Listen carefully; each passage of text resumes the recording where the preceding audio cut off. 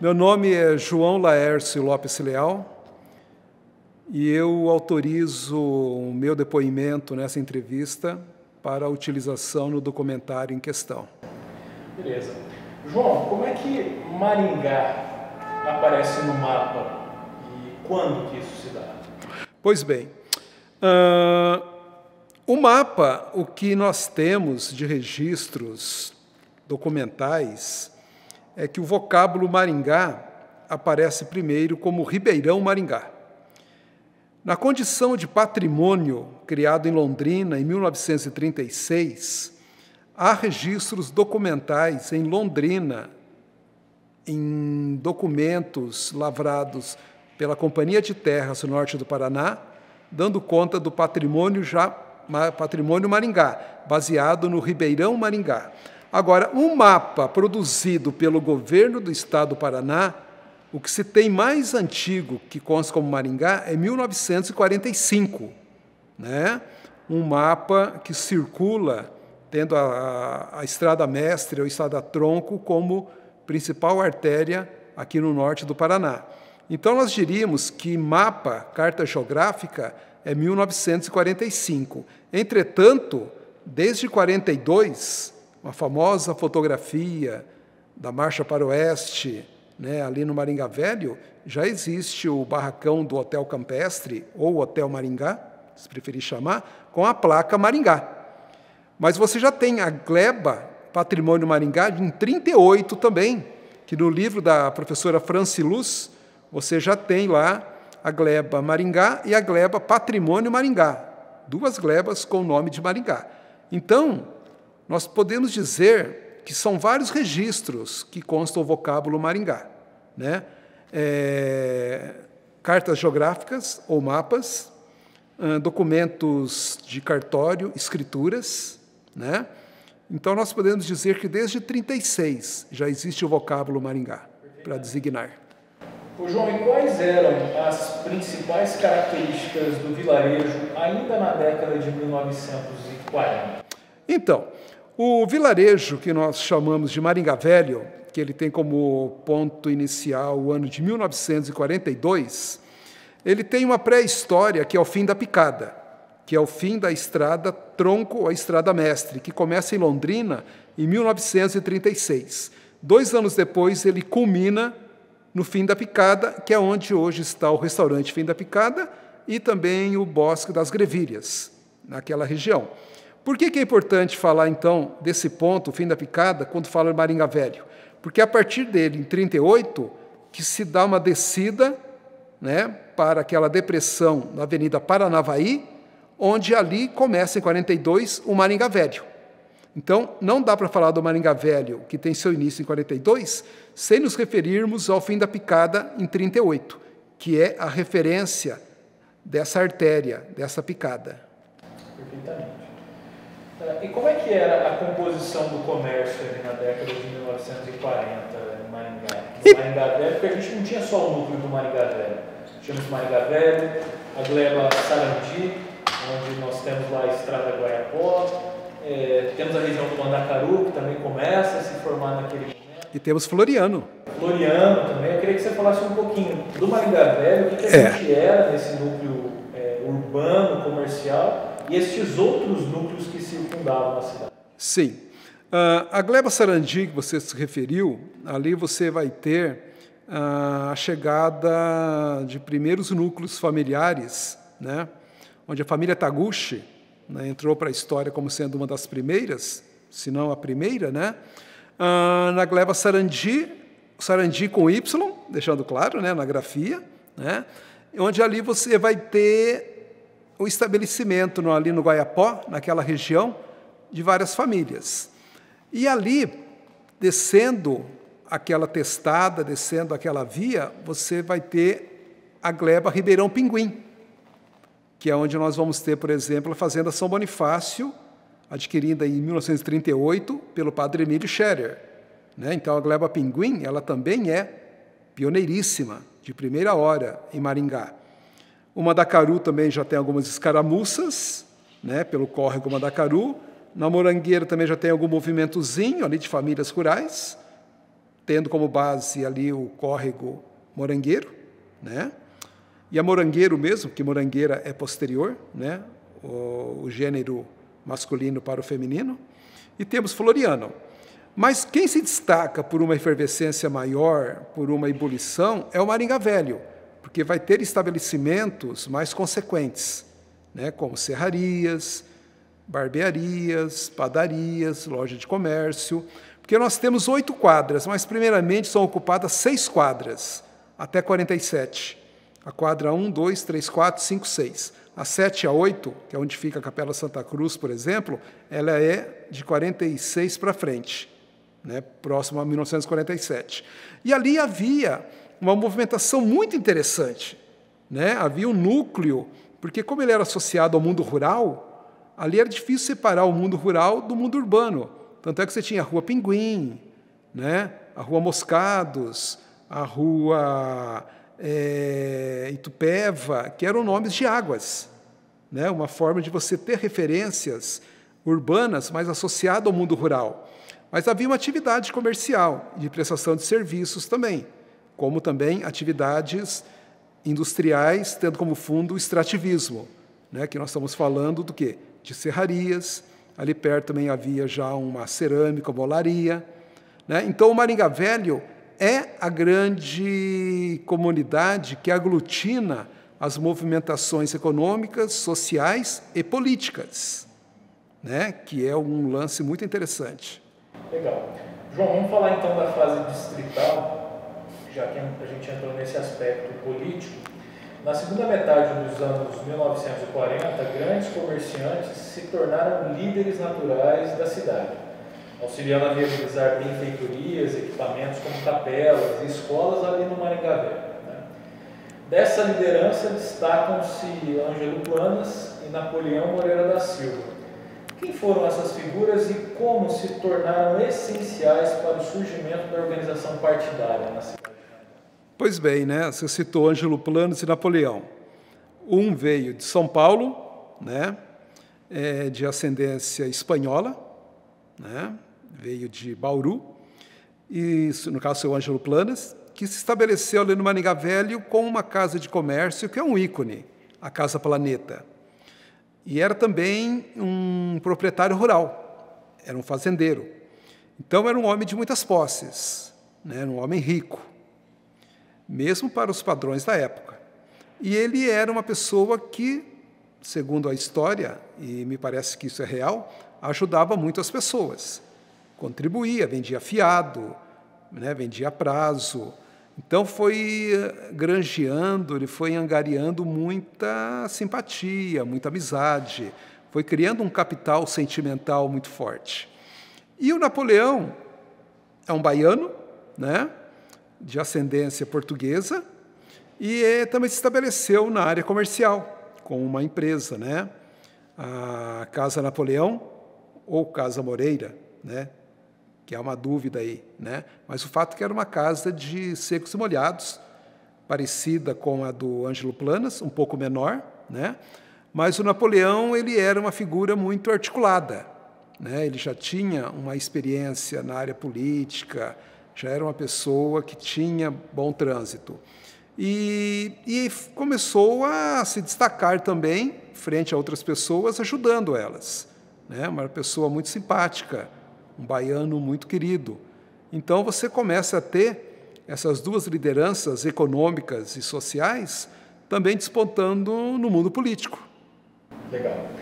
Em 47, Maringá elegeu 2 vereadores, ainda tendo como sede o município de Mandaguari. Napoleão Moreira da Silva. Opa. Pode continuar, 2 vereadores tendo como sede o município de Mandaguari, Napoleão Moreira da Silva e Arlindo Planas. Isso. 2 questões. Por que o Ângelo Planas, na sua opinião, não concorreu e deixou seu irmão participar daquelas eleições? E como se deu o desempenho de nossos 2 vereadores naquela gestão no final dos anos 40 e início da década seguinte, representando o distrito? Pois bem, até onde nós sabemos, por meio de pesquisas, com documentos escritos e orais, A atuação dos dois foi muito intensa. Eles não faltavam praticamente nas sessões legislativas na Câmara de Mandaguari. E era uma distância razoável. Nós estamos falando de algo próximo a 30, 40 quilômetros, né? E em condições precárias das estradas. Mas eles iam, né? Eles eram pessoas de posse. Então, provavelmente, eles já iam, né, com um veículo motorizado, ou, né, outro veículo que não fosse motorizado, mas com um desempenho razoável, né, tração animal. Então, eles frequentavam e eram muito ativos. A questão do Arlindo, irmão do Ângelo, eu acredito que era por uma questão de que o Ângelo se dedicava muito à atividade comercial. E creio que, naquele momento, ele já tinha pretensões maiores. Já pensava numa candidatura a prefeito, que vai se confirmar depois em 2 oportunidades, né? Então, eu creio que ele tinha isso claro. Passou para o irmão a representatividade, o capital que ele tinha, tanto é que o Arlindo se elege sem muita dificuldade, né? E, portanto, os dois, o Arlindo e o Napoleão, ainda que em partidos opostos, que nessa época o Napoleão era do PSD e o Arlindo da UDN, depois o Napoleão passa para a UDN, muda, né? Mas nessa época ele ainda era do PSD, são os 2 partidos primeiramente criados em Maringá, PSD e UDN. E eles estão lá em Mandaguari defendendo os interesses do distrito. E eles conseguem muitas coisas aqui para o distrito de Maringá. Eles foram bem dinâmicos. Nas eleições de 1951, Maringá, ainda como distrito, elegeu mais 2 vereadores. Henrique Pinto Pereira, que acabou sendo substituído pelo seu suplente, também da cidade, o Davi Rabelo de Oliveira, e Valdemar Planas. Primeiro, por que o Henrique Pinto Pereira não assumiu a cadeira, na sua opinião? E, novamente, o Ângelo Planas queria esperar para disputar a prefeitura, porque foi o Valdemar Planas que acabou concorrendo? Então, essa eleição ela é muito curiosa, porque além desses 2 que você citou, ainda tem o José Inocente e o José Jardim Siqueira, que também foram eleitos vereadores, só que pelo PTB. Os outros anteriores eram PSD e UDN, e os outros 2 eram PTB. O PTB entra no jogo político, só que, historicamente, eles foram limados da memória de Maringá. Não faz muito tempo que foi resgatado essa informação. Durante muito tempo, essa informação do José Jardim e do José Inocêncio ficou oculto, né? É impressionante essa questão. Mas o Henrique Pinto Pereira, ele era dentista. Ele atuava numa área muito difícil em Maringá, porque ele era um dentista diplomado, ele não era prático. Então, ele se dedicava muito e ele acabou indo embora de Maringá. Não se sabe o motivo. Então, não deu tempo para ele assumir. E mesmo essa gestão também foi curta desse pessoal, porque Maringá logo se torna município. Então, na verdade, esses 4, né, que foram eleitos, eles acabam, de certa maneira, indo pouquíssimo tempo como vereador, porque logo eles são cassados. João, você trouxe esse detalhe que é muito importante que eu ia abordar, mas você trouxe agora, é bacana a gente falar. O José Inocêncio e o José Jardim Siqueira, junto, né, do Davi Rabelo e do Valdemar Planas, foram 4 vereadores eleitos por Maringá numa legislatura de 15. Exatamente. Então, quer dizer, Maringá já tinha uma força política muito representativa frente a Mandaguari. Como é que Mandaguari reagiu? Muito. A gente está falando de Maringá, nesse momento, com 40 mil habitantes, o distrito de Maringá. Porque quando Maringá se emancipa de Mandaguari, em novembro de 51, Maringá tem 38.800. Vamos jogar 40 mil habitantes, o distrito. Então, ele é maior do que a sede, que é Mandaguari. É um contrassenso, né? Então, elegeu 4, né? Com o pé nas costas, sem contar outros que foram candidatos e foram muito bem votados. Então, essa é um elemento que indica a força e a representatividade do distrito de Maringá, que já era forte economicamente falando, né? Vamos lembrar, só para situar isso, né, para dar um exemplo, Maringá tem, nesse momento, como distrito de Mandaguari, Já tem mais de 15 médicos atuando aqui. Maringá tem a colonizadora Sinop, instalada aqui desde 48, pelo Enio Pipino. Então, Maringá tem instituições privadas e públicas de muita representatividade, né? Mandaguari investiu em Maringá. Também é um erro dizer que Mandaguari esqueceu Maringá. Não é assim. Mandaguari fez muita coisa aqui. Mas a eleição de 4 vereadores para defender os interesses de Maringá também é um elemento muito importante na história. Perfeito. João, um ano antes da gente falar efetivamente da emancipação, né, nós temos um grupo de empresários se organizando com esse objetivo, discutir caminhos para que Maringá fosse emancipada. Isso. Com a conquista, Maringá seria elevada ao município. Por que essa figura política, né, local, que integrou aquela comissão pró-emancipação, no caso de Henrique Pinto Pereira, que não assumiu o cargo em 51, como é que ele participou dessa comissão, né? E como é que se deu esse movimento e os seus desdobramentos? A comissão foi só o Henrique, que era um representante político, parece que estava integrando ali. Ele estava já como vereador representando ali? Não, ele estava como cidadão eminente, né? Porque esse comitê ainda é um mistério como que esse comitê pró-emancipação de Maringá ele se formou, porque ele tem umas figuras muito curiosas. João Ramos está ali, que depois viria a ser um político e despachante, né, do Detran aqui em Maringá. Francisco de Luca, um alfaiate, também está ali. Joaquim Romero Fontes, que é uma figura também de ascendência espanhola, muito forte na história de Maringá, também faz parte desse comitê. O Jagunço, né, o grande galo cego, né, também Alberto Ribeiro de Andrade, que era o seu nome, também faz parte desse comitê. Então, era um comitê muito plural, era um comitê muito curioso, muito interessante, que vai para Curitiba reivindicar a emancipação de Maringá.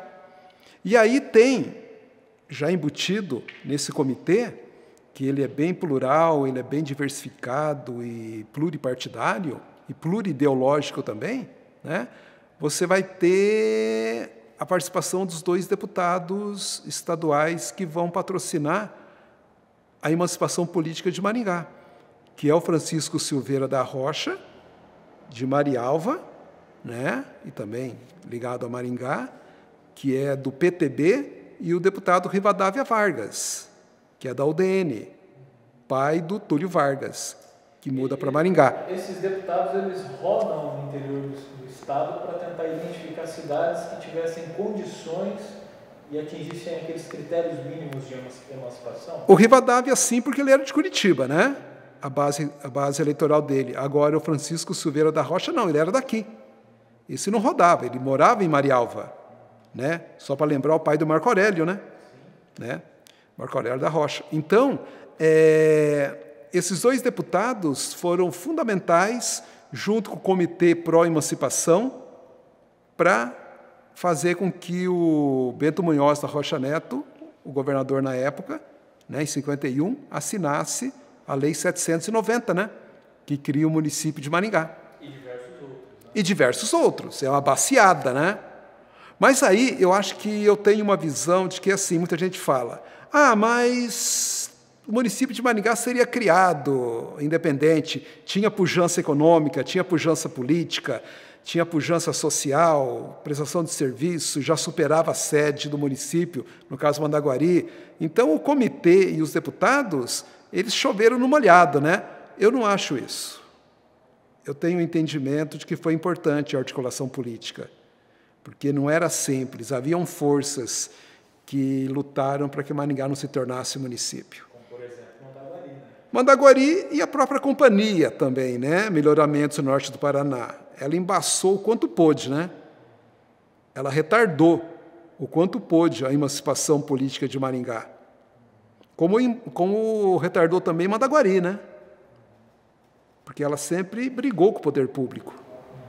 Afinal de contas, o Estado do Paraná era um grande adversário da companhia, né? Era. Haviam conflitos de interesses, né? O Estado paranaense sempre acreditou que a companhia lucrava muito e dava pouco retorno. O Estado do Paraná entendia, principalmente por meio do Manuel Ribas, né, que o que a companhia oferia aqui de lucro, ela remetia para São Paulo, para a matriz, e não reinvestia aqui no norte do Paraná. Então, isso gerava muita discordância, muito aborrecimento por parte do poder público, federal e estadual, né? Porque o Manuel Ribas era um representante de Getúlio Vargas aqui, era o interventor de Getúlio, aqui no Paraná. Então, tinha essa relação. Com o município emancipado, entre agosto e setembro de 1952, diversos partidos foram registrados aqui no município junto ao TRE. Com relação ao eleitorado, como é que aconteceu esse processo de cadastramento? Esse também é um dos grandes mistérios que se tem. Por quê? Porque você tem 40 mil habitantes, 45 talvez. Em 50 tem 40 mil. Em 52, quando ocorreu a primeira eleição para prefeito de Maringá, você devia ter uns 43 mil, vamos jogar aí, em torno disso. Só que o Colégio Eleitoral de Maringá, se você somar o resultado de todos os prefeitos, o do Inocente, o do Ângelo, o do Raul Moleta e o do Valdemar Gomes da Cunha, que são os 4 concorrentes, se você somar tudo, não dá 8 mil. Então, existe a maior parte aí esmagadora de pessoas alijadas do processo eleitoral. Então, eu acredito que quando houve o cadastramento, o alistamento eleitoral, ele foi subnotificado, ele foi subfeito, assim, né, com um colégio pequeno, que não correspondia à população apta a votar, né? Então, o colégio eleitoral é bem menor do que o potencial. Agora, isso foi intencional, isso foi jogado? Pode ser, por questões de manobra, curral eleitoral. A primeira eleição de Maringá é uma eleição muito estranha, muito complicada, né? É uma luta. Só que ali deu zebra, né? O azarão ganhou.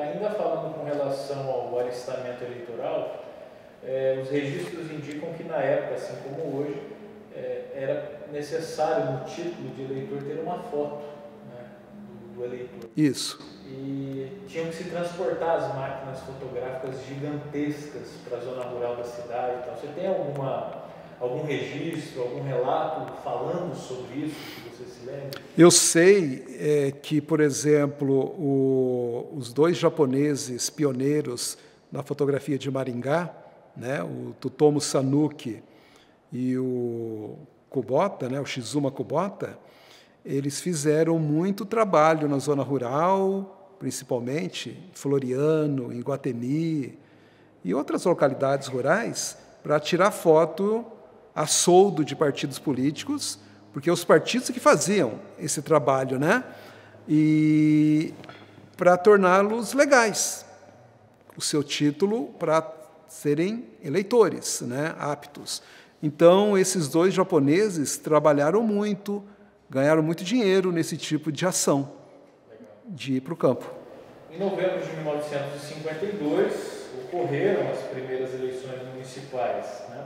Isso. Eu queria que você fizesse, João, uma análise dos 4 concorrentes. Quem eram eles, o partido que eles saíram, quais frentes eles representavam e segmentos que atuavam. Vamos lá, então. Bem, você tem o Valdemar Gomes da Cunha, que era o favorito de saída, empresário, fluminense, de Barra do Piraí, um homem rico, já tinha uma história política em Managuari, onde perdeu para Décio Pulim a candidatura dele para prefeito em 47, ele foi derrotado. Aí ele compra uma serraria, monta uma serraria em Paissandu, né, que era um patrimônio de Mandaguari nessa época, depois vem a ser distrito de Maringá, monta a serraria Paissandu, um homem de confiança da companhia, porque além de ser ceramista, de ser dono de olaria, ele era também corretor de terras. Ele era um chamado picareta da Companhia de Terras do Norte do Paraná, né? E ele foi patrocinado pela companhia em Managuari, primeiramente, perdeu, e aí vem para Maringá, se estabelece aqui e se candidata pela UDN, né, a União Democrática Nacional, que é um partido que está no poder, né, em muitas regiões do Brasil, um partido forte, e que era o partido da Companhia de Terras, lá em São Paulo e aqui no Paraná também. Então, bancou a campanha dele. Então, ele era favorito, né, assim, favoritíssimo. Aí você tinha o Ângelo Planas, que saiu pelo PRP, se eu não me engano, né, que é o Partido Republicano, né? É o PR, Partido Republicano.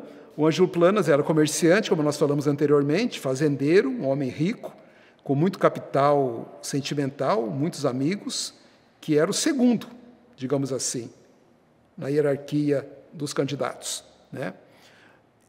Em terceiro, o Inocente Villanova Júnior, pelo PTB, Partido Trabalhista Brasileiro, um partido muito interessante, que era o partido do presidente Getúlio Vargas, né?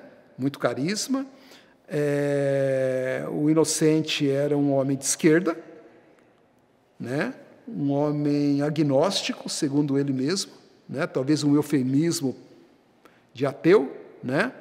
Era um cara muito popular também, ajudava muitas pessoas, porque era dono de serraria, dono de posto de combustível, tinha um trânsito muito grande, principalmente na Operária, que era a base dele, que era onde ficava a serraria, né? Na Vila Operária. Era a terceira força, e o doutor Raul Maurer Moleta, né? Que corria por fora, muito por fora, que era do PRP, né?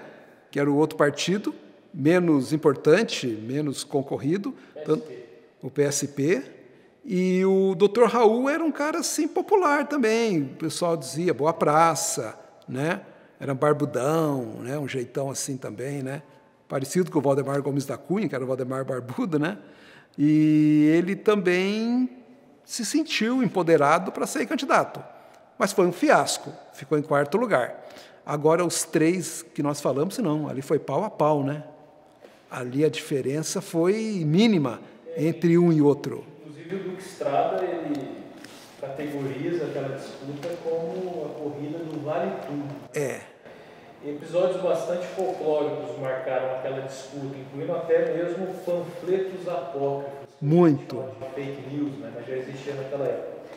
Como que você interpreta o resultado daquelas eleições, de certo, como você já disse, inesperado? Pois é. O que eu acho, nesses 37 anos que eu estudo a história de Maringá, e sempre eu me indago sobre essa primeira eleição para prefeito municipal de Maringá, é que o que ocorreu ali foi um choque de realidade. O que a gente lê nos livros sobre o papel da companhia, a ação da companhia, é muito importante, mas ela não era a detentora da simpatia de toda a população de Maringá. Tinha muita gente aqui que atuava, que veio para cá, à margem dela, sem ela controlar, sem ela saber. Enfim, ela não tinha esse papel, mas também ela acreditava muito no taco dela, né? Achava que ela mandava economicamente, socialmente, politicamente, e não é bem assim, né? Não é bem assim. O candidato dela, durante a campanha, foi uma campanha milionária para os padrões da época, muito comício, muito folder, panfletos, santinhos, né, comícios, enfim, churrascos, não se poupou. No entanto, o Ângelo Planas também investiu muito na campanha dele, e ele tinha simpatia de boa parte da população, tanto é que o rendimento eleitoral dele foi fantástico. Mas o Inocente tinha uma coisa, ele era muito ligado ao povo pobre, né, ao povo mais quebrado financeiramente falando. Tanto é assim que dizem que quem decide a campanha dele são dois locais, a Vila Operária e Floriano, que eram redutos de pessoas com menos poder financeiro. A figura do Getúlio Vargas também forte, sem dúvida, foi um cabo eleitoral muito importante, né, para a imagem do Inocente. E outra, o Inocente, o PTB, era a possibilidade legal de muitos partidos de esquerda, que eram clandestinos, ilegais, se abrigarem. Então tinha muito comunista no meio do PTB também, para eles não ficarem alijados do jogo político. Então você percebe que há muita gente de esquerda, e Maringá não tinha poucas pessoas de esquerda, era um número razoável. Só na Vila Operária a gente contabiliza 3, 4 células comunistas ali dentro da Vila Operária. E o Inocente era da região ali. Então ele tinha esse apoio da esquerda também. E boa parte também de empresários da cidade também apoiavam ele, né? O fato do Inocente morar numa região distante, que a gente fala Operária, mas ele está lá na ponta, né? Sim. Lá no final da Mauá. Exato.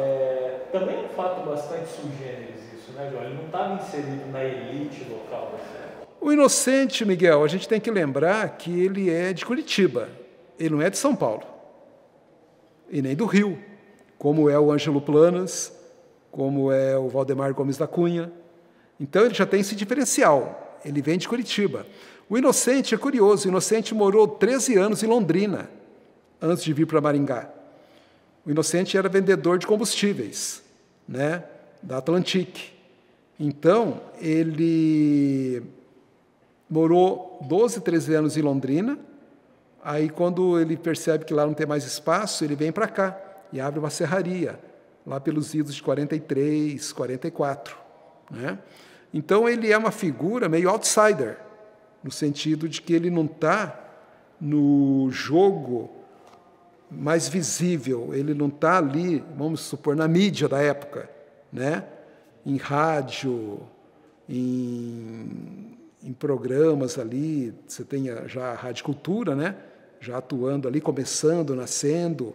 Então, você vê que ele é um cara que tem outros canais, outros caminhos. E isso é muito interessante, porque dá uma dimensão diferenciada da história de Maringá. Uma coisa que existiu, porque ele ganhou, legitimamente. Né? E eu sempre costumo dizer que a vitória do Inocente é uma grande pista para se entender o lado B da história de Maringá. Porque, em larga medida, ele representa essa história alternativa, essa história oculta, desconhecida, meio esquecida de Maringá. Legal. Ô, João, a gestão do Vila Nova tem sido com frequência subestimada por antigos moradores, né? Mas eu queria que você fizesse uma avaliação do desafio, ou dos desafios que o primeiro prefeito de Maringá teve, quais as conquistas e os principais embates ao longo dessa primeira gestão do município recém-emancipado. Eu acho que ele teve muitas dificuldades em todos os sentidos. Ele partiu do zero, né? Foi o paciente zero ali. Em que sentido? Porque Mandaguari, quando perdeu em 51 o poder sobre Maringá, eles tiraram tudo daqui, né? Tem até a famosa história que o Inhojuca conta, né? De que até o enxadão do cemitério foi levado, né? A cadeira da prefeitura, da subprefeitura, foi levado. Então o Inocente teve que partir do zero mesmo, começar a fazer arrecadação, tributos, e ele enfrentou muitos problemas, né? Porque era uma prática que não havia em Maringá, né? Você pagava imposto para Mandaguari, que era a coletoria que havia aqui, ou então para o Estado, né, por meio dos coletores, né, do Estado que tinha na cidade. Portanto, ele teve que encarar a montagem de uma máquina embrionária administrativa, encarar uma oposição fortíssima na Câmara, patrocinada por Napoleão Moreira da Silva, que representava os interesses da companhia, né, Melhoramentos Norte do Paraná, que sempre bateu pesado nele, né, muito, porque ele era um opositor ferrenho dos interesses da companhia, né? Mas, a despeito disso, ele conseguiu muita coisa. O período que vai de 52 a 56, que é quando dura o mandato dele, ele faz coisas geniais. Posto de puericultura na Operária, criação de feiras livres, criação de parques de diversão em algumas praças da cidade, ele consegue estabelecer já o princípio de alguns códigos de postura, algumas normas, ainda que não tenha estabelecido legalmente, mas ele já começa a tatear essa parte, a questão de criar alguns mecanismos para a saúde da população. né? É um governo muito complicado. Ele lutou contra o impeachment, né? Ele foi, né, embargado. Depois ele recorreu. Se não fosse o Aníbal Goulart colocando os jagunços em volta ali do Paço Municipal, onde hoje é o CAC, né, na esquina da 15 com a Getúlio Vargas, ele não teria conseguido voltar ao poder. Então, o Inocente encarou muitos problemas, mas ele fez muita coisa, apesar dos limites. Como plantador de escolas, né? Pô, nós estamos falando de 78 escolas. Ele fez, assim, um trabalho erguendo edificações de madeira, rústicas, mas marcando presença da educação. E sem contar também o Colégio Maringá, né? Onde hoje é o Instituto de Educação. E ele fez também uma escola em Floriano. Ele também. dedicava muita atenção às escolas rurais, né? Bastante, bastante. Isso se justifica porque uma boa parte da população na época estava instalada na zona rural. Ah, sim, Maringá, nesse momento, nós estamos falando aí da primeira metade da década de 1950, 90% da população está no campo, né? Está na zona rural. Você falou sobre esse processo de cassação do Inocente. Eu queria abordar um pouquinho isso com você, João. Na verdade, a cassação se dá porque o Inocente teria cometido atos de irregularidade dentro do Executivo, né? Sobretudo de improbidade administrativa, porque como ele tinha uma serraria de imposto de combustíveis, ele teria cedido madeiras da sua serraria e combustíveis para fazer o início do Poder Executivo acontecer na cidade de Maringá. Isso. Isso teria sido o estopim para ser discutido dentro da Câmara da eventual cassação que se deu e foi revertida em Curitiba.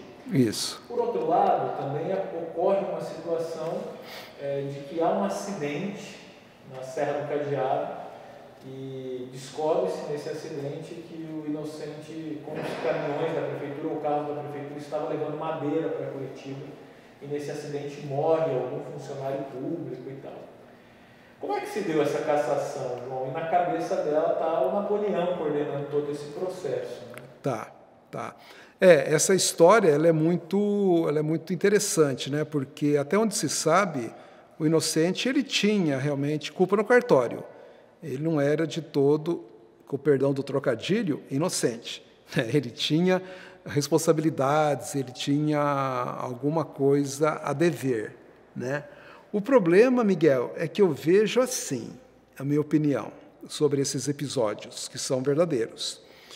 Maringá passa por um momento nessa fase de incertezas jurídicas. A força policial ela é muito precária, ela é muito tacanha. Você tem os delegados de calça curta nesse momento, você não tem delegados com estabilidade. Tanto é que no livro do Arthur Andrade, se você pega a relação de delegados em Maringá no período de 10 anos, passou mais de 30 aqui. Então você nota que havia muita jogada política. Maringá é uma cidade onde ela faz parte de uma peça do tabuleiro de xadrez da política. O ganho do Inocente lá em Curitiba, ao meu ver, tem a ver com uma articulação jurídica de que é interessante manter o Inocente no poder aqui. E não deixar a companhia botar um preposto dela, porque o Napoleão seria o prefeito de Maringá, como presidente da Câmara. E ele vamos falar, um representante, né? Ele é um testa de ferro, um preposto da companhia, né? Isso também é inegável.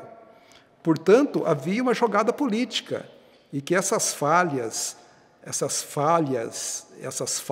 do Inocente foram considerados menores se comparado ao prejuízo que traria se outros tomassem o poder aqui. Então, eu acho que a questão é maior até, né? O mundo jurídico, hoje a gente já sabe que ele é cheio de voltas e revoltas, né? Processos e retrocessos, avanços e recuos. Exato, eu creio que na época a coisa tenha tido uma avaliação lá, não só jurídica, mas política também, em Curitiba. E que a coisa veio de cima para baixo. Entendi. Né? Eu acho que nisso é que meio que anistiaram ele. E dessa maneira ele terminou a gestão. Sim. Bom, além de votos, o que faltou para Maringá eleger deputados nas eleições de 1954?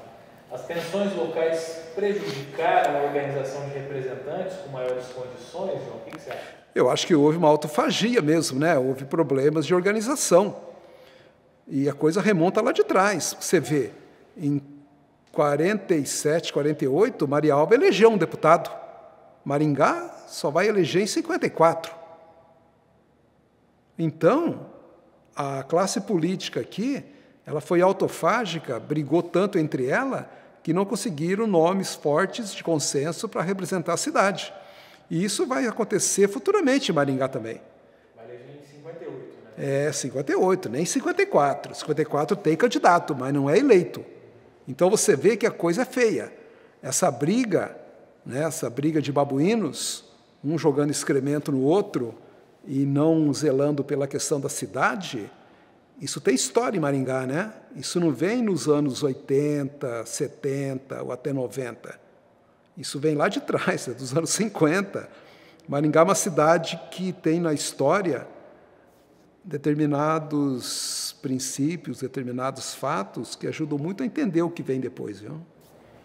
Como que a instalação da comarca em 54 ajudou a forjar novas lideranças políticas, João? Aí eu acho que você tem a criação da comarca, né, um momento de inflexão.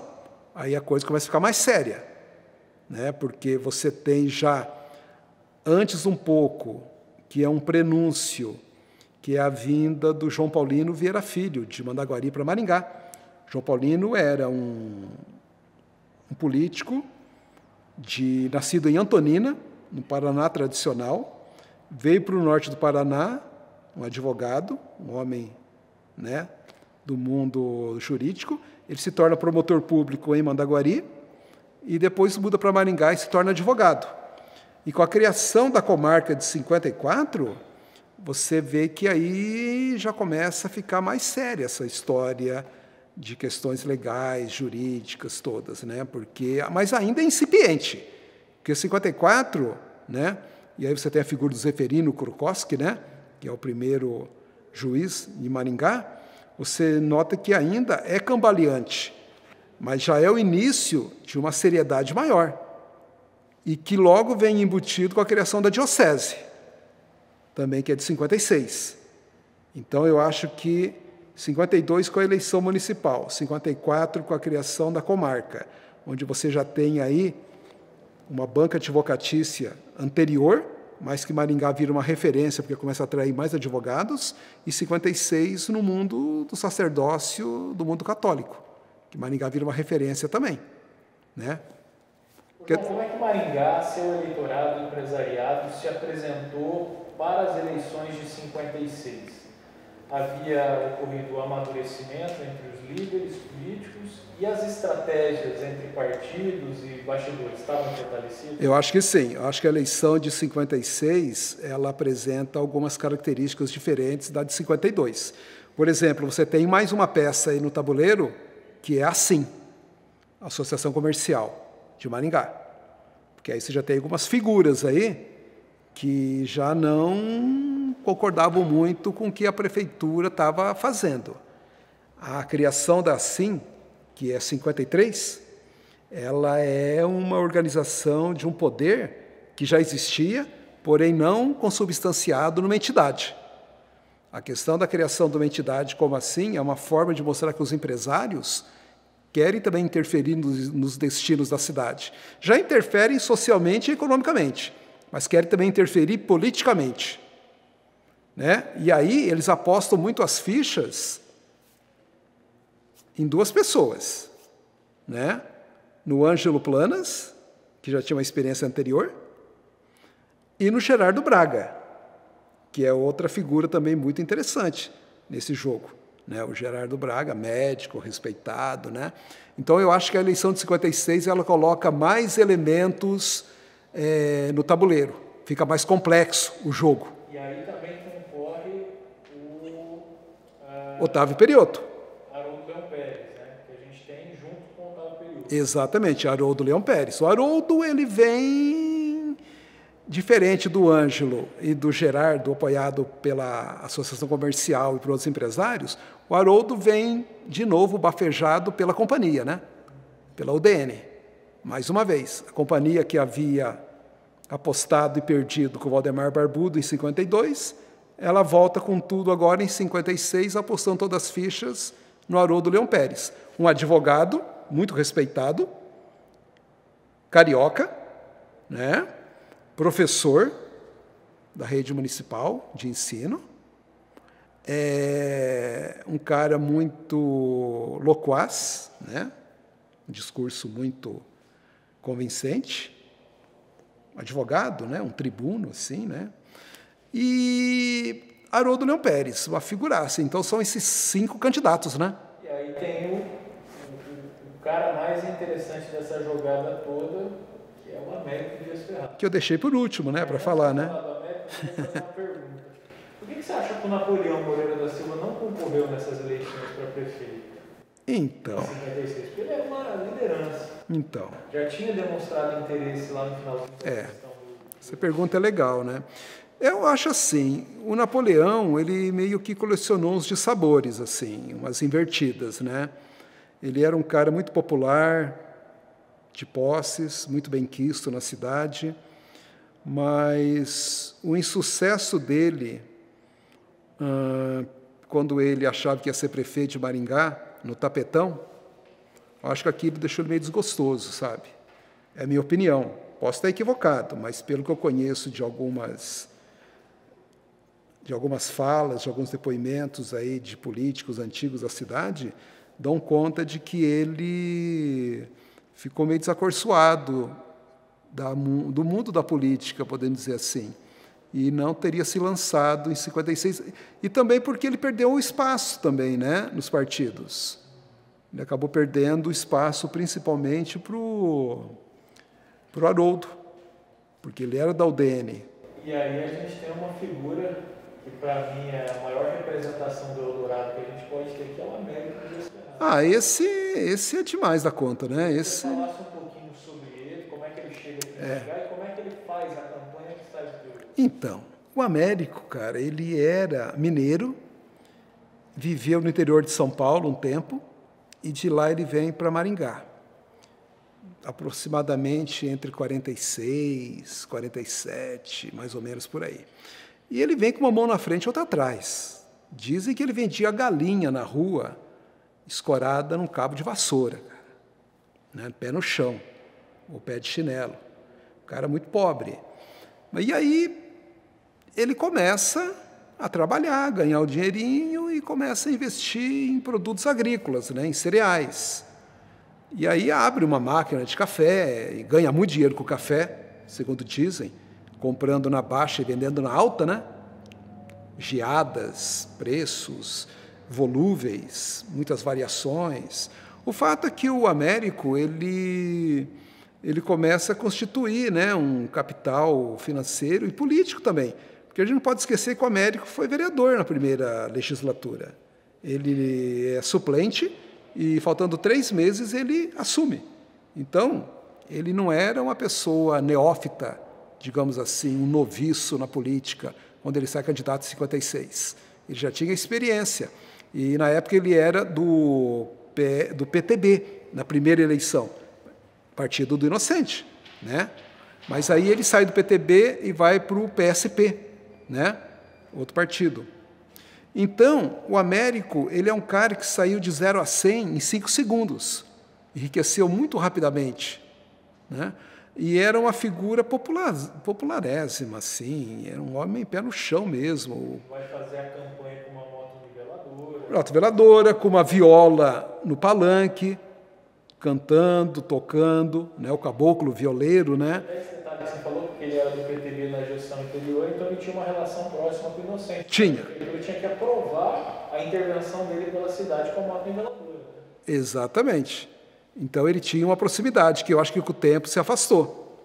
Se afastou, né? Você falou, por exemplo, retomando um pouco, porque esse papo é dinâmico, né? E a gente lembra, por que o Napoleão não saiu mais, né, como candidato no mundo político? Por que o Inocente não saiu mais também, né? É outra questão também, já ali na sequência, tentar reeleição, alguma coisa do gênero. Então, o desgosto na política é muito forte para algumas pessoas. Eu acredito muito nisso, né? Mas, voltando no Américo, o Américo, então, foi um cara que saiu, cara, faltando pouco tempo para a eleição. Menos de um mês. E ele ganhou corações e mentes. E deu um show nos outros. Foi um cara que, com métodos populares ou popularescos, se quiser chamar, ele acabou catalisando uma simpatia muito grande, falando a linguagem do povo, semi-analfabeto, né? Não era analfabeto total, isso aí não corresponde à realidade, era semi-analfabeto, né? Era uma pessoa... Por que ele teria saído de Afogadilho, João? Qual é a história que conta? Então, cara, tem uma história aí que me contaram que diz que o Ângelo Planas falou que se fosse eleito prefeito em 56, a primeira coisa que ele ia fazer ia fechar a cafeeira Santa Luzia, que era a cafeeira do Américo, que fazia muita sujeira no Maringá Velho. E aí o Américo saiu para salvar os seus negócios, poderia ter sido... Eu acho que essa história, ela de certa maneira, ela simboliza o porquê que ele saiu. Eu acho que ele saiu para atender uma necessidade de um eleitor que não estava também muito representado pelos demais. Ele percebeu que havia um potencial ali. Então, o Américo, ele foi um cara que teve o timing exato, na hora exata, né? Porque me parece que as demais candidaturas, do Otávio, do Haroldo, do Ângelo, do Gerardo, né, que ficou em segundo lugar, foi o grande concorrente, na verdade, mais do que o Haroldo, o Gerardo, me parece, no caso pelo PSD, esse povo não estava emocionando muito os eleitores. E o Américo sacou isso, saiu e ganhou. Ô João, queria que você falasse um pouquinho sobre o atentado que o Américo sofreu na véspera do Natal de 1956. Ele não tinha nem tomado posse ainda como prefeito. Essa é uma das histórias, né, Miguel, que são assim as vacas sagradas da história de Maringá, né? Que é um atentado que ele sofreu na barbearia, né? E esse atentado teria sido patrocinado pelo Aníbal Goulart, por meio de um jagunço dele, o Santão, e o Aníbal Goulart pagou um preço alto por ter feito esse ato, né? Porque eles já eram inimigos de um bom tempo, já, bom deixar claro. Eles já tinham pendengas antigas. O Aníbal Goulart era dono do jornal A Hora, e o Américo Dias teria mandado empastelar esse jornal do Aníbal Goulart. Então, somado a isso, com o episódio do Matadouro, né, que o Aníbal tinha autorização do Inocente, o antigo prefeito, para explorar o serviço de matadouro, de bovinos, né, principalmente, e suínos, o Américo tesourou esse direito, esse alvará. E o Aníbal, indignado, né, pavio curto, mandou surrar ele na barbearia. Só que, como eu falei, pagou um preço alto, porque a população, fã do Américo, foi lá na casa do Aníbal, meteu fogo na casa e praticamente expulsou ele e a professora, né, Dirce Aguiar Maia, né, a esposa dele.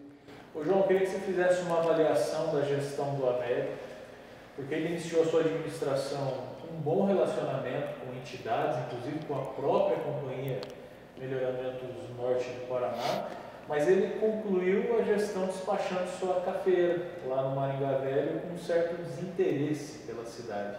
Ele colecionou desafetos, né, no final da gestão. Teve embates com a companhia, com o Herman Moraes Barros, com Aníbal Bianchini da Rocha, enfim, eu queria que você fizesse uma análise, porque embora esses embates, ele foi fundamental para a cidade.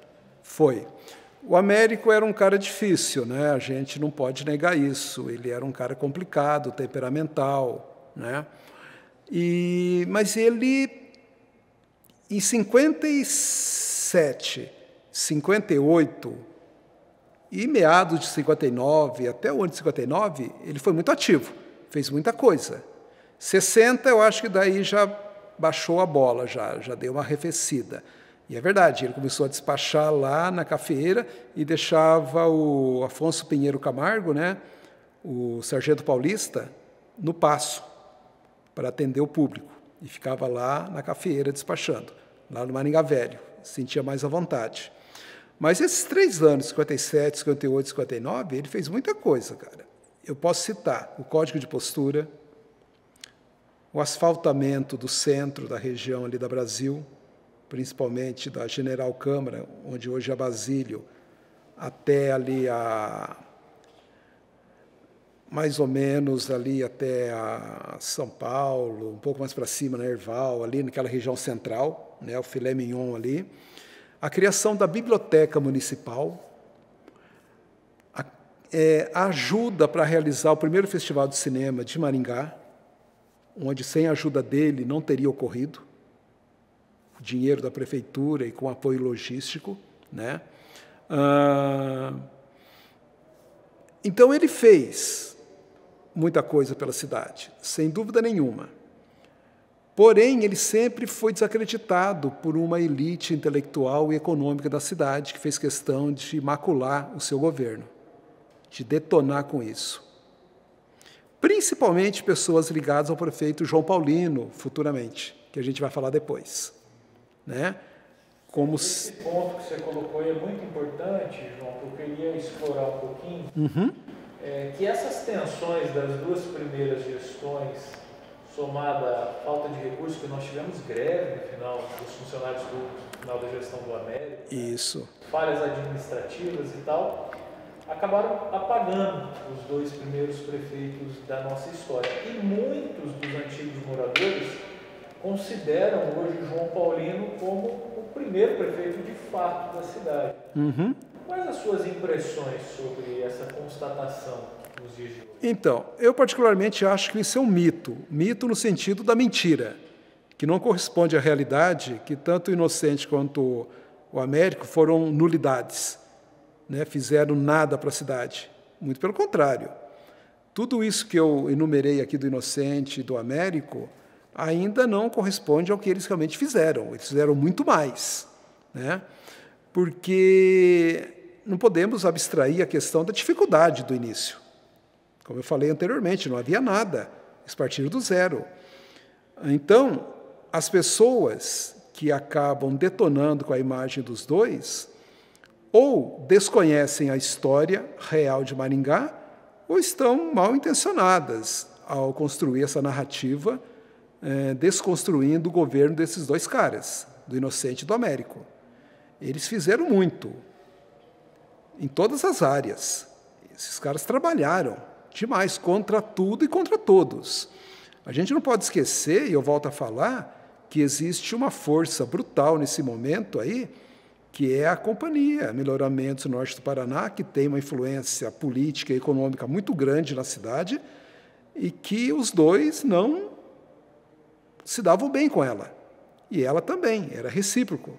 Ainda né? explorando um pouquinho esse ponto de vista, João, um dos personagens mais emblemáticos que a gente tem dos anos 50, sem dúvidas, é o Jorge Ferreira Duque Estrada. Sim. Ele jogava para quem pagasse mais, vamos chamar assim. Uma hora eu entendia assim, outra hora estava do lado da assim, por aí vai. Né?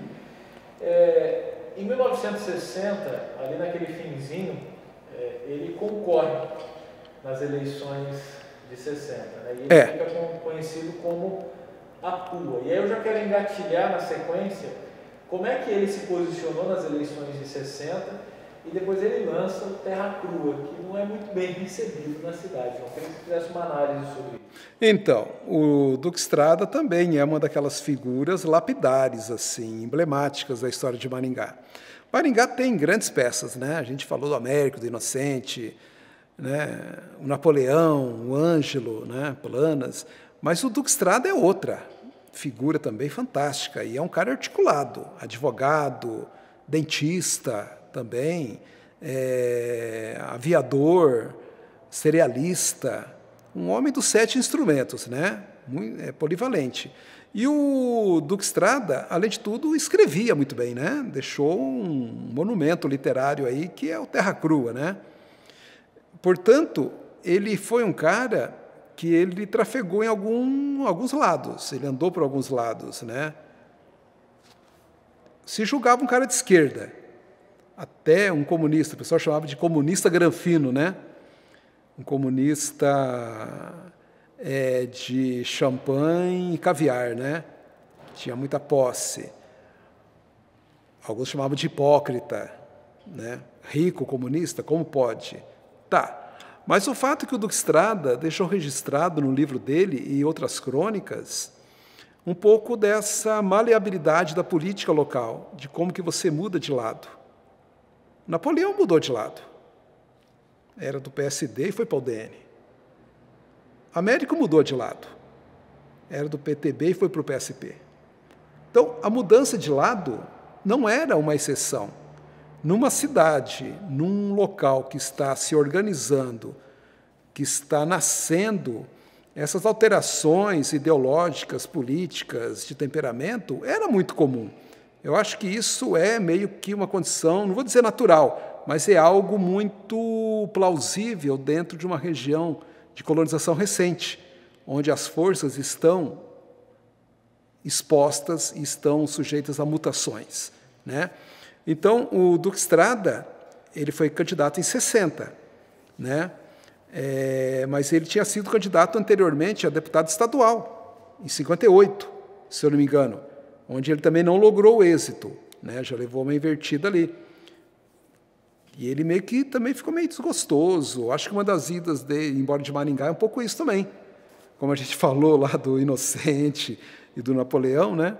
Que eles se desencantaram com a política, eu acho que o Jorge também sofreu um desencanto. Diziam muito que ele ficou conhecido como a Pua porque ele era felino. Sim, exatamente, a pua, né? Que é aquele instrumento da marcenaria que perfura mesmo, né? E vai fundo, né? Então ele era o pua porque ele não poupava ninguém, cara, ele detonava.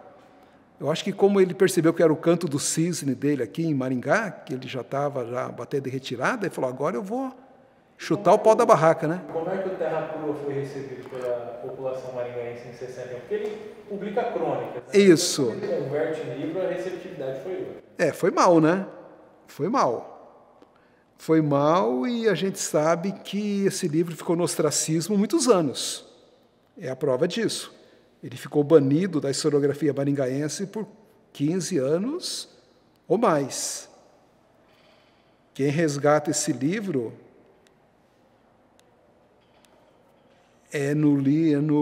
do Ludovico Del Guercio, quando ele faz o Altino Borba, quando ele faz o Maringá Ilustrada, de 72, que é o segundo volume, porque o primeiro é lá de 57, onde ele fala de Duque Estrada. De 60 a 72, é como se o Duque Estrada não existisse na história de Maringá. Você não tem registro dele, isso é muito curioso. A partir de 72, se redescobre ele, que é quando ele lança o Isto é Você, Maria, né? Que não é à toa, que ele lança aqui em Maringá. Agora, dizem, e eu queria comprovar isso, mas eu já ouvi alguém falar, que mesmo assim, o Terra Crua foi lançado no Grande Hotel. Houve uma noite de lançamento, meio assim, na calada da noite, nas sombras da noite, uma coisa... Lá em 61, 62, por aí. João, as eleições de 60 são consideradas uma das mais equilibradas da história, né? João Paulino saiu vitorioso no cômputo geral, mas houve questionamentos do seu segundo colocado, que é o Vanor Henrique. Sim. Que questionou a soma dos votos dos distritos de Maringá, que deveriam ter sido excluídos daquele páreo, né? Dado a nova divisão administrativa. Como é que se deu essa questão? Cara, essa questão é uma pendenga muito louca, né? O João Paulino, ele era do PSD e o Vanor Henriques do DN. Mais uma vez, a companhia tentando, pela terceira vez, emplacar um prefeito e levando bucha pela terceira vez. O Vanor Henriques era um cara muito respeitado em Maringá, um empresário valiosíssimo, já tinha sido vereador em Cambará, já tinha uma história política, investiu em Maringá, criou uma serraria São Sebastião, enorme, um homem rico, viajado, um cidadão do mundo, uma figura impoluta, né? Conheci ele, uma figura muito interessante. E o João Paulino Um homem muito inteligente, articulado, advogado, promotor, né? E o Duque Estrada, a terceira força, né? Bem atrás dos dois. O Vanoni Henriques ganhou em Maringá, realmente, mas ele perde nos distritos. E em 60, Maringá veio emancipado 3 distritos, Paissandu, Ivatuba e Floresta. Se somassem esses 3 distritos, Vanoni Henriques teria ganho, só que não foi considerado porque já se considerou emancipado, então sem direito a votar. Mas o interessante é que eles votam, só depois aqui perde o direito, né? Na hora do escrutínio. Uma coisa muito estranha, muito estranha. E aí vem as questões políticas que eu falei para você, que salvou o inocente Vila Nova. Apesar do inocente ter culpa no cartório, ele foi salvo pelo mundo jurídico e político. O João Paulino, eu creio que aconteceu a mesma coisa. E o Vanor, ele contrata o Adriano Valente para ser seu advogado nessa pendenga jurídica aí. O Adriano encampa a causa e vai atrás, mas sem sucesso. Não conseguiu. Então, eu acho que aí também tem, mais uma vez, Miguel, interferências políticas jurídicas aí, sabe? Esse conluio, essa simbiose entre o mundo político e jurídico, percebendo qual é o melhor para a cidade. Vê que, mais uma vez, a companhia perde aí, né? Também. 3 vezes. Perde no escrutínio e perde também na decisão política, né? Na decisão jurídica. Isso não é coincidência, eu acho, também não. Tem coisa aí. A gente volta a falar, né? O Estado não ia com a cara da companhia. Não. Definitivamente não. É evidente. Uhum. O João Paulino vence. O João Paulino, diferente dos 2 primeiros prefeitos, ele já tem experiência política. Isso. Né? Mas como funcionário público, né? Ele era um promotor público. Tinha um conhecimento muito grande da legislação, formado, já havia sido vereador em Mandaguari, inclusive lá tem um estádio que leva o nome dele. É um apaixonado pelo futebol. Sim. Quais são as obras de maior destaque ao longo da primeira gestão do João Paulino? Eu queria que você fizesse uma análise também da figura do João Paulino. Então, mesmo não concordando de que ele é o inaugurador de Maringá, que antes não havia, era terra arrasada, que o Inocente e o Américo não eram de nada, não fizeram nada, mesmo não concordando com isso, eu sou obrigado a admitir que ele foi um grande empreendedor público. O João Paulino foi um cara que fez pra caramba. Essa primeira gestão dele, que vai de 61 a 64, cara, ele foi, assim, frenético. Serviço de água, criação da Codemar. Olha o que é isso. Até então, Maringá só tinha água de poço. Poço Caipira, que se achava a 25 metros, né, do solo. Ele criou o serviço de água encanada, a Codemar, que depois foi só crescendo, né, que hoje é a Sanepar. Né? O asfaltamento da cidade, pavimentação asfáltica, a contratação da Conterpave, da Pavimpar, da Sociedade Vicentina, várias empresas, né, de asfaltamento. A Zona 2 começa a ser asfaltada nesse momento, início dos anos 60, a questão da educação, investimento também em educação, a melhoria da biblioteca, a biblioteca sai lá do antigo Paço, né, que era precário, para o prédio o João Tenório Cavalcante, isso. Né? Então, ele foi um cara que fez muito, a questão do código de postura, a incorporação de alguns lotes, né, que depois vai se dar muito com o Luiz Moreira, claro, mas ele começa a já considerar lotes que estão fora do plano, já para integrar dentro da cidade. O apoio ao futebol que você falou, o Grêmio Esportivo Maringá foi bicampeão paranaense com a ajuda da prefeitura, que depois ele vai repetir no segundo mandato. Que daí é o grande auge, que já é outro Grêmio. É o Grêmio de Esportes Maringá. Mas eu não sei se o auge do futebol em Maringá é nos anos 70, viu, Miguel? Eu acho que é nos anos 60. E ali nos 60 que a gente joga contra seleções, né? Sim. A famosa partida contra o Santos, que é histórica, a questão do bicampeonato estadual. Então, eu acho que o auge de Maringá é os anos 60. Não que o 70 não seja importante, claro que é. Mas é só uma questão, um parênteses aqui, né? Ô, João, você falou uma coisa bem interessante que é sobre o processo de incorporação de lotes. na cidade de Maringá, na primeira gestão de João Paulino. Eu queria que você falasse também do processo de higienização social que o João Paulino deu início ali na primeira gestão dele. Essa é uma questão terrível do ponto de vista social, que são a erradicação das favelas de uma maneira violentíssima. Não precisava ser desse jeito. Eu acho que o João Paulino pesou na mão. Uma das coisas que pesa muito contra a imagem do João Paulino é esse fator extração, erradicação das favelas, sem pensar no destino dessa população, desses moradores. Ele não criou um fundo, uma entidade, não criou um mecanismo de compensação para amparar essa população que ficou desassistida, descoberta. Foi algo assim desumano, né? E sempre sob a alegação da modernização de Maringá, né? A ideia de que Maringá não poderia tolerar casebres, favelas. Então, essa questão das favelas sendo extraídas, sendo arrancadas, é uma das coisas mais terríveis. E o cemitério também, né? A profanação que muitos teriam dito que ocorreu para remodelar, para remodernizar o cemitério municipal de Maringá, que é outro evento também marcante. Ô João, como é que se deu a movimentação de líderes locais e também políticos em defesa e que resultaram também na instauração do regime civil-militar em 1964? Então, João Paulino era um entusiasta, né, do governo militar.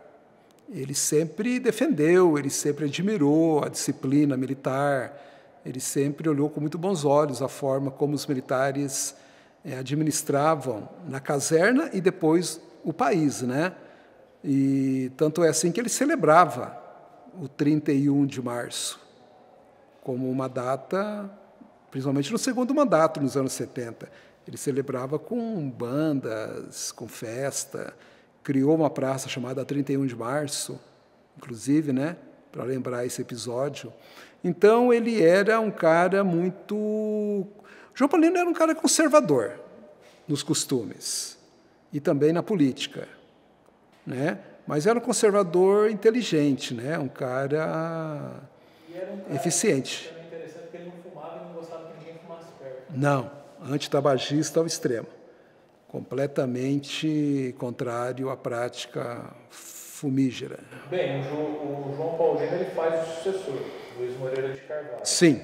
Eu queria que você falasse um pouquinho como que se deram aquelas eleições de 1964 e que também foi nela que pela primeira vez se elegeu um vice-prefeito. Exatamente. Então, o arco de partidos que forma essa coalizão aí do Luiz Moreira é uma coisa impressionante, cara. São, se não me engano, 9 ou 10 partidos, né? Contra o Adriano Valente da UDN, né? Então você tem aí, mais uma vez, a companhia apostando em alguém e perdendo, que era o Adriano. O Adriano era apoiado pelo Haroldo Granberg. Exatamente, e pela companhia também, né? Então você nota, só para lembrar, o João Paulino também não tinha companhia em alta conta. E nem Dom Jaime também. Então, João Paulino ele tinha 2 desafetos muito fortes na cidade. Dom Jaime, um líder espiritual, um líder empresarial também, dono da Folha do Norte do Paraná, que é de 62, né, portanto, em plena vigência do governo João Paulino. Né? Só voltando um pouquinho, né, para explicar por quê. Então, haviam divergências entre os dois, seríssimas, com a companhia também. Então, o clima para a eleição de 64 estava muito assim pró-João Paulino, né? Porque ele tinha uma aprovação popular muito grande. E quando ele lança o Luiz Moreira, é uma forma de se manter no poder mesmo o grupo do PSD, né? Isso é muito curioso. E acaba tendo um episódio dos tubarões contra os lambaris. Ah, sim, os tubarões contra os lambaris. Você pode falar um pouquinho como é que se deu isso? Cara, essa história é muito louca, né? Porque dá uma ideia de grandeza do fraco contra o forte, né? E é uma coisa muito interessante, porque o Adriano debuta na política, né? O Adriano Valente. E que é um cara muito curioso. E que é meio por causa dele que é criado isso, né? essa polarização do Tubarão com o Lambari. Só que aquela velha história, né? Manda quem pode, obedece quem tem juízo, né? Quem tem mais força política. No final das contas, o Luiz Moreira de Carvalho vence, né? Vence. E o Ivo Asman é eleito o vice, que não era da chapa dele, mas é o vice mais votado. É quando é instituída a figura do vice. Isso. Eu queria que você fizesse essa avaliação. Como é que foi a gestão do Luiz Moreira de Carvalho, sendo que ele tinha um vice que era de uma chapa oposta? Então, como é que foi essa coalizão? Então, tem um episódio que diz que quando...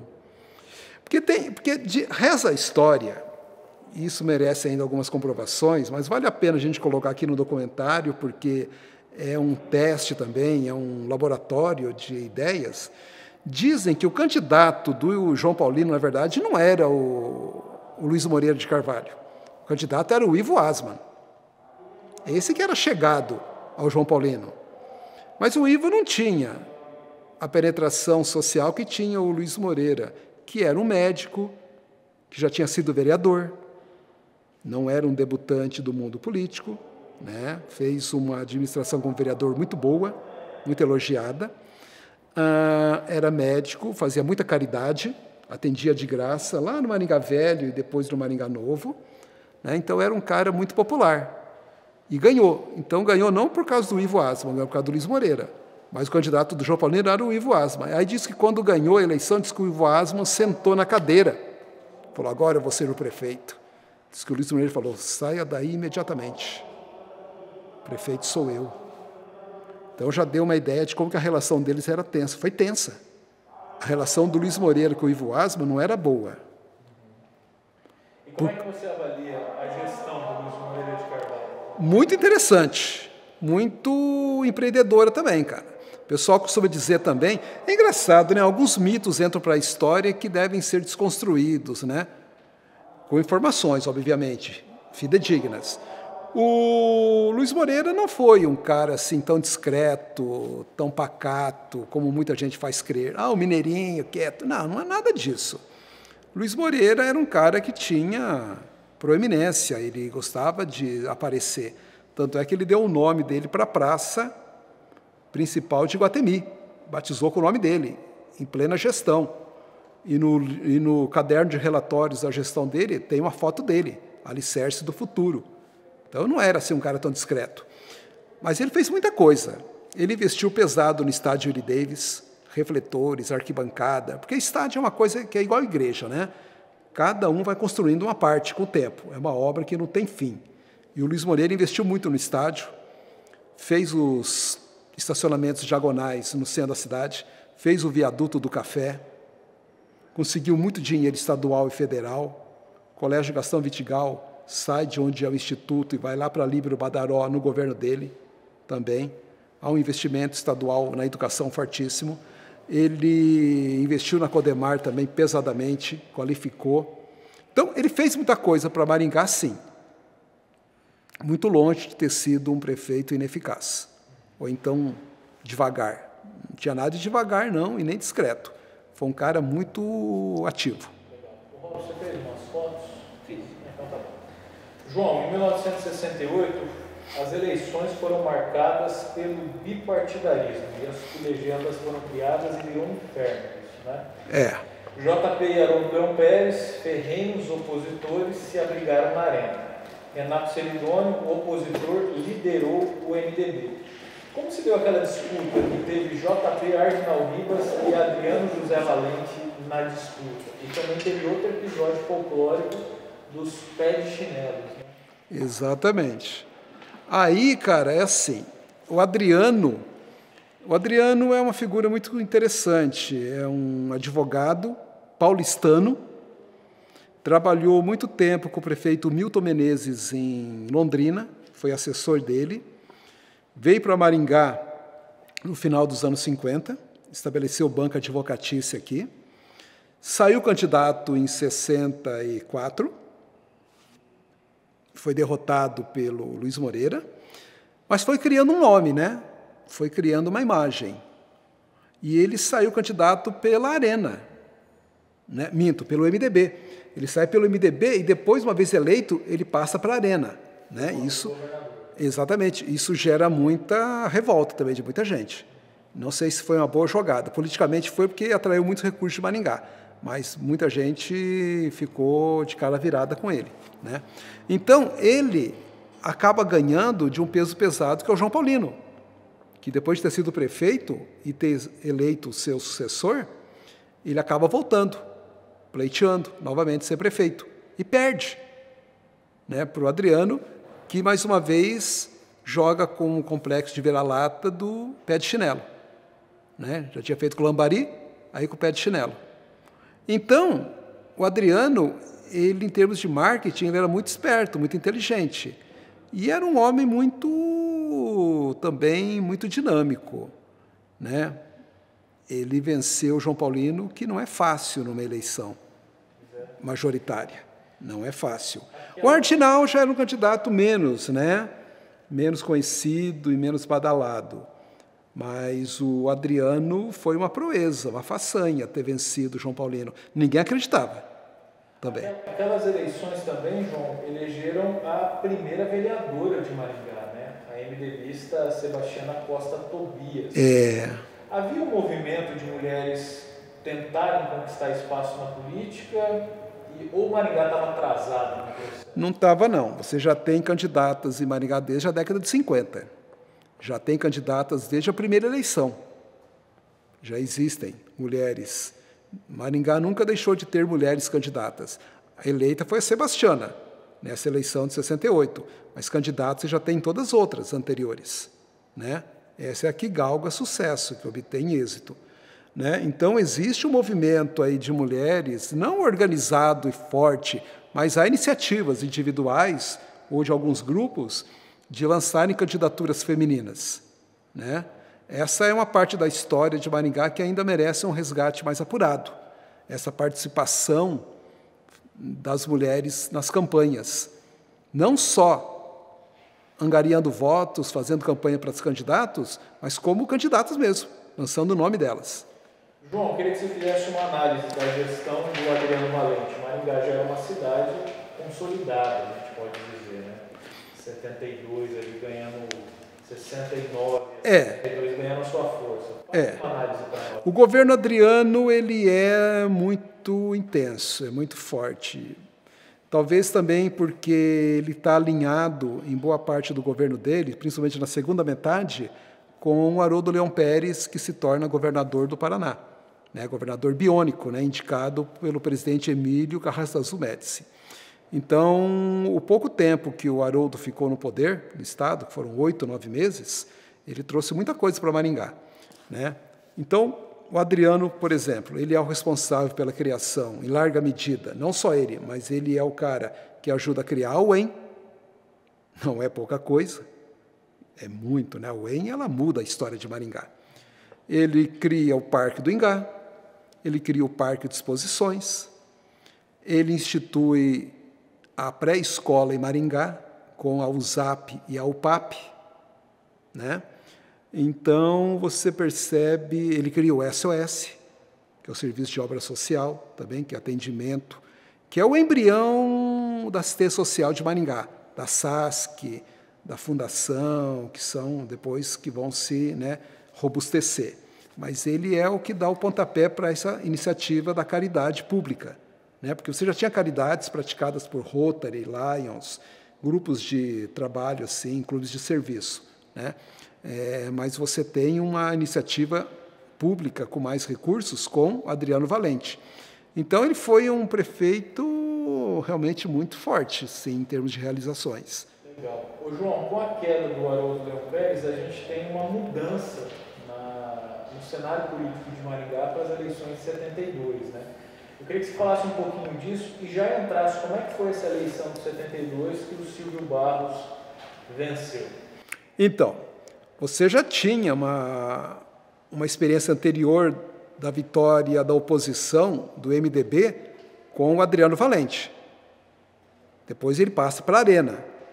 Segundo ele, uma vez conversando com ele, ele me disse que passou para conseguir mais apoio para Maringá, né? Para ter mais recursos do Estado e da União.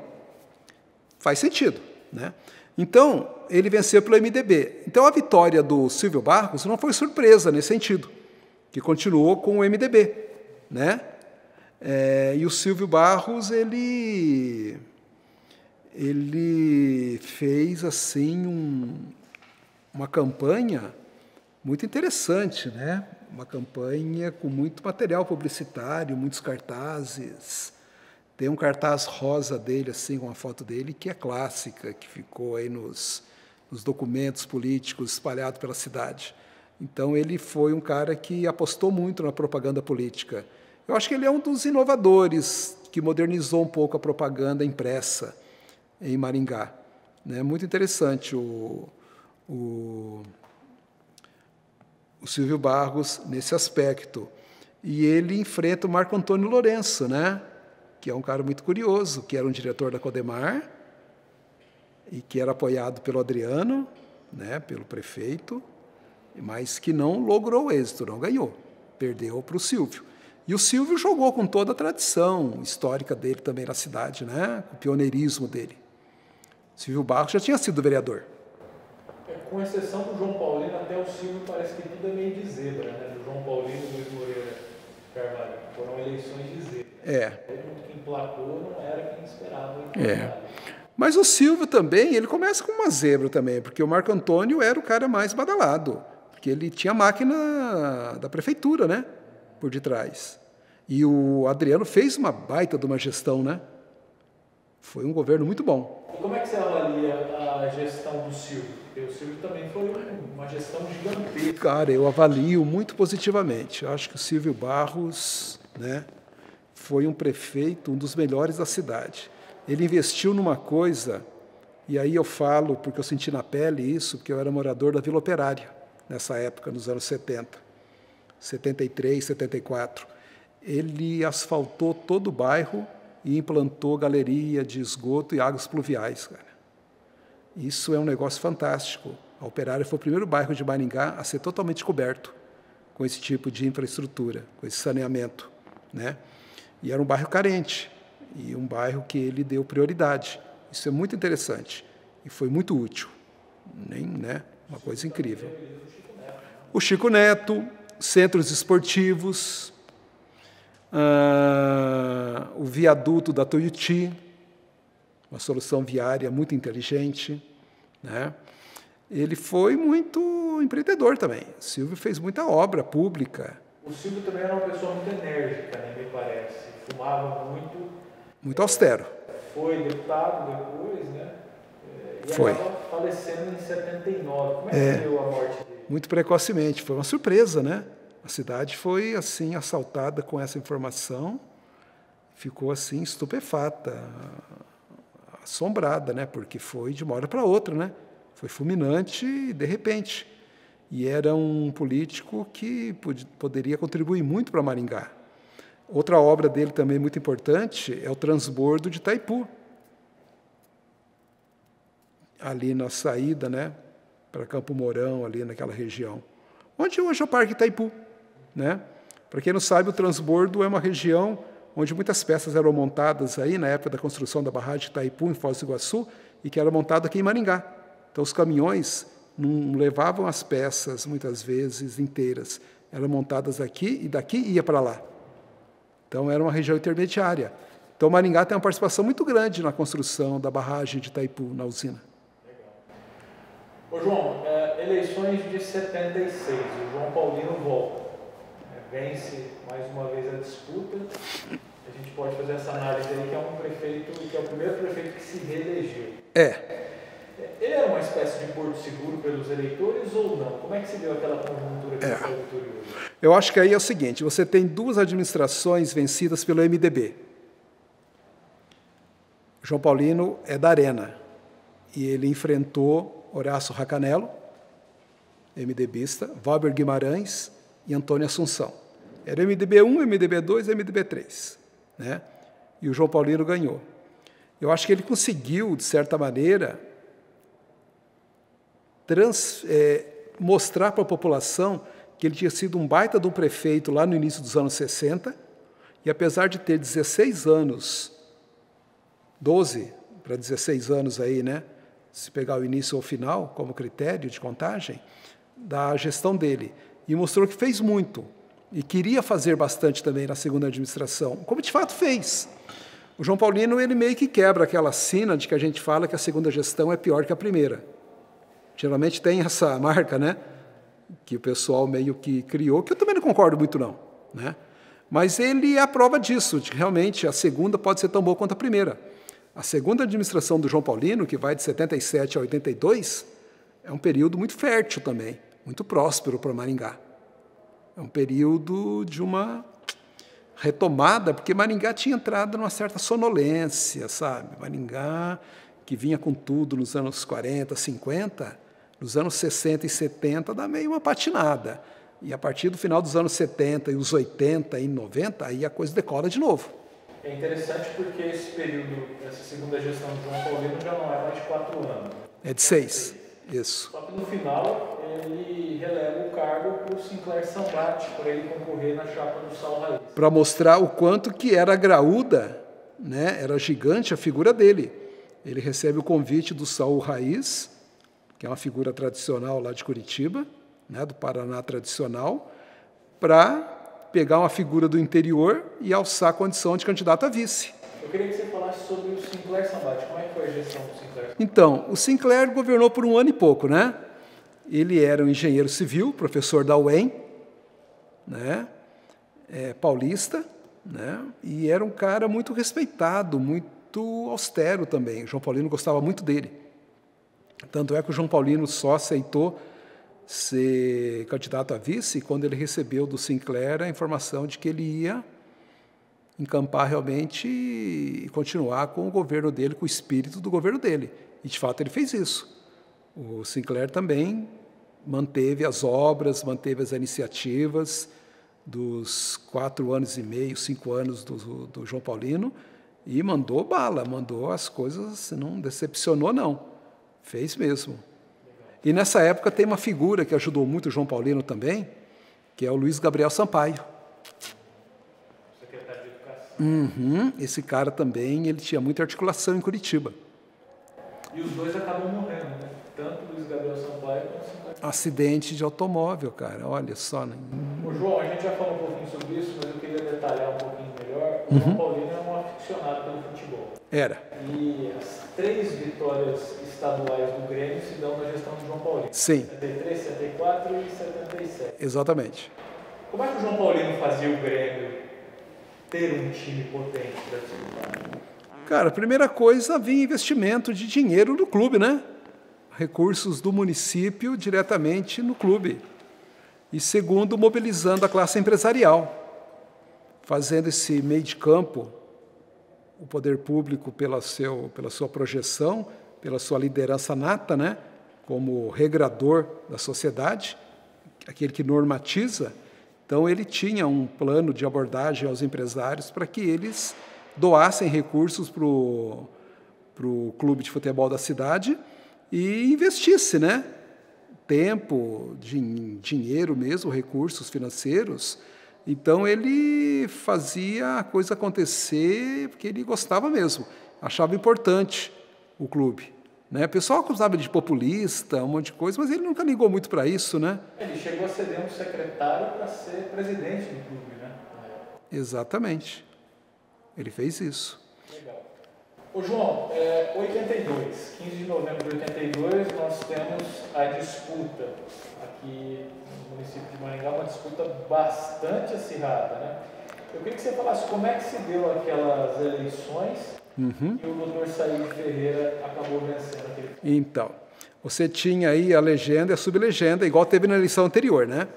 De um lado você tinha o doutor Saíde e Horácio Racanello, MDB1 e MDB2. E do outro lado você tinha a Arena 1, né? Arena 2 e Arena 3, né? Que eram o Ademar Schiavone, o Antônio Fassi e o Aníbal Bianchini.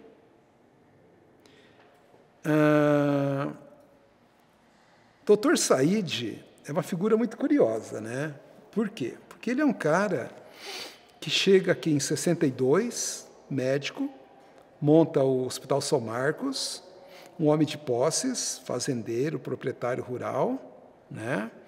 E ele vai investindo o nome dele, é candidato a vereador, não se elege. Em 76, ele já é candidato, quando ele perde para o João Paulino, mas o nome dele é emplacado e ele tem um bom rendimento. Em 82, ele vem com tudo, com uma campanha milionária. Eu lembro que eu morava na Operária, nessa época, eu lembro de uma passeata com mais ou menos uns 60 carros de cor vermelha, escrito Saíde, um coração, Saíde, adesivado, tudo. Pô, ali tinha muita grana, os comícios eram comícios portentosos, então ele investiu muito, né? E já tinha o capital da eleição anterior, que ele perdeu, mas teve uma boa votação. E o Saíde fazia muita caridade também, fazia muito serviço gratuito no hospital dele. Eu soube de vários casos. Então ele foi construído uma imagem também, muito parecida com a imagem do Luiz Moreira, que era médico também, né? Que fazia muito trabalho de graça para os menos favorecidos, os mais humildes. Então o Saíde, ele se elege. Qual que era a pauta central daquelas eleições, João, 82? Me parece que o debate era mais pensar Maringá como um polo regional, né? Era. Maringá começa a sair do seu próprio umbigo e adquirir uma imagem regionalista, como capital de uma área, de cidade polo. Tanto é que, a partir daí do início dos anos 80, tudo em Maringá é hospital regional, estádio regional, não sei o que regional, tudo é pensado em termos de região, né? Porque imagina-se que Maringá não vai para frente se a região não for também. Maringá leva toda essa região junto. Então, se for uma região próspera, Maringá também lucra com isso. E o Saíde, ele se elege, cara, e ele moderniza a cidade. Mal comparando, talvez, o que o João Paulino tenha feito no início dos anos 60. Ele dá um up no mercado imobiliário, na questão da educação, ele nucleariza as escolas, cria mais escolas rurais e cria novos planos pedagógicos, contrata muita gente, dá uma reformulada no quadro de funcionários, cria o projeto Memória, se preocupando com a memória da cidade, com a história, valorizando a figura do pioneiro, né? Não que os demais não valorizassem o pioneiro, valorizavam, mas ele dá mais valor ainda, ele turbina, né? Dá uma vitaminada nessa ideia do pioneiro, que tem que ser homenageado constantemente. A questão da urbanização da cidade, urbanização de praças, que até então eram terrões, gramados, e ele urbaniza. A parte de saúde, ele construiu 25 postos de saúde na cidade. Até então você tinha 3, 4. Né? Então ele revoluciona as coisas de uma maneira brutal. Ele pensa no projeto Ágora, né? Resolver. Tudo bem que nasce lá com o Sil, que é o que a gente tem referência. Isso. Mas o Saíde é que vai dar cabo de executar essa ideia que ele até acaba criando a Urbamar. Exatamente. Ele faz um desenho administrativo e operacional.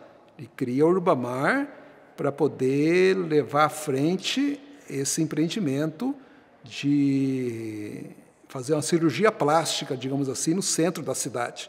Tirar o pátio de manobras, que ainda era um resquício anacrônico de Maringá, era uma espécie de um sinal que atravancava a cidade, né? Maringá não podia se modernizar, se tornar a grande capital do futuro com aquele pátio de manobras em pleno centro da cidade. Então, ele trata de tudo para remover aquilo lá. Então, o Novo Centro, bem lembrado, o Novo Centro é um dos marcos da gestão Saíde Ferreira, né? Com a verticalização também, né, da cidade. Até o Saíde assumir, você tinha prédios de grande porte que não passavam de 10. Quando ele sai em 88, passa de 80. Como é que você avalia Maringá no final dos anos 80, João? Maringá sai de uma boca de sertão, tem um crescimento vertiginoso em 2 décadas, dá uma patinada nos anos 70, tem uma recuperada com o Said.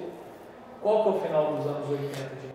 Olha, Miguel, eu costumo dizer que os anos 80, a década de 80 é a era dourada de Maringá. Para mim não é os anos 50, é a década de 80. Mais do que os anos 2000 e os anos 2010. Não sei se vai ser para sempre, a gente não tem bola de cristal. Mas a década de 80, por que eu falo isso? Porque em 80, Maringá tem 160 mil habitantes. Em 90, quando termina a década, que 90 é o último ano dos anos 80 ainda, né? Antes que alguém pense que eu estou doido, mas a década de 90 começa em 91. 90 ainda é década de 80, né? Então, em 90, Maringá fecha com 240 mil habitantes. São 72 mil habitantes a mais que você tem numa década. Isso dá 7.200 pessoas por ano. Então, é a prova, a demografia mostra o quanto que as áreas todas estavam azeitadas. Na saúde, na educação, no esporte, na cultura, né? Você tem, assim, uma série de iniciativas, e não só da prefeitura, mas da sociedade civil organizada, do empresariado todo, né, que houve uma sinergia, né, para que a cidade realmente decolasse na década de 80. Então, você tem iniciativas 1000 nesse período, né? A gente citou o Novo Centro, citamos a verticalização, mas você tem a UEM, por exemplo, com ensino gratuito, instituído, você tem público e gratuito, né? Porque pública já era, mas não era gratuita, né? Então, em 87, você tem a UEM instituindo o ensino de graça.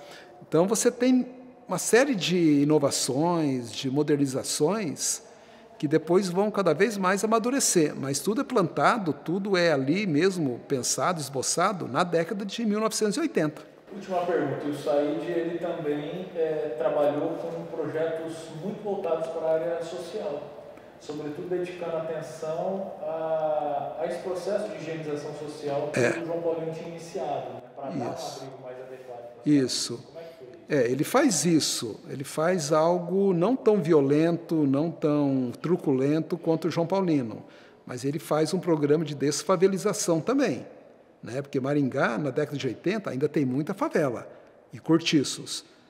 Os últimos mapeamentos que a gente fez aí, né, com pesquisas, apontam pelo menos 40 pontos de pobreza extrema. Então, o Said atacou muito isso. Só que ele criou mecanismos de compensação, o que o João Paulino não fez, lá nos anos 60.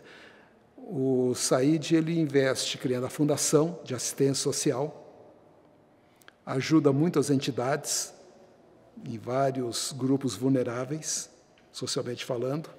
Ele cria o Santa Felicidade, o Profilurb, que é o primeiro programa de fixação de loteamentos urbanos, que é Profilurb, que é, na verdade, um conjunto de ex-favelados, né, que sofreu recentemente uma nova mudança lá, né, uma alteração que o Silvio Barros fez, né, Silvio Barros II. Né. Então, a gente tem, com o Said, ações de modernização urbana, mas com consequência, com, digamos, com mitigações, né, quanto à consequência social, não deixar o pessoal no relento, dar uma assistência para eles. Legal, João. Cobriu 100% aqui a nossa expectativa. Cara. Beleza, meu velho. Muita informação nova. Que bom. Que bom. Mas você sabe que é interessante esses depoimentos, exatamente porque eu mesmo começo a puxar e eu faço algumas reflexões aqui que até então não tinha feito, né? Uma coisa meio assim de improviso, pá, né? Mas sempre batido com a realidade, né? Claro. Até esse distanciamento do Américo, do Inocente, se dá para ele sair do partido, cara, é evidente, né? Sim, eles rompem, né? Exatamente. Pô, legal, João. A expectativa é lançar. E outra coisa que você lançou, uma questão que eu não tinha pensado ainda, e eu desenvolvi aqui, o desencanto do Napoleão, o desencanto do Américo, o desencanto do Inocente.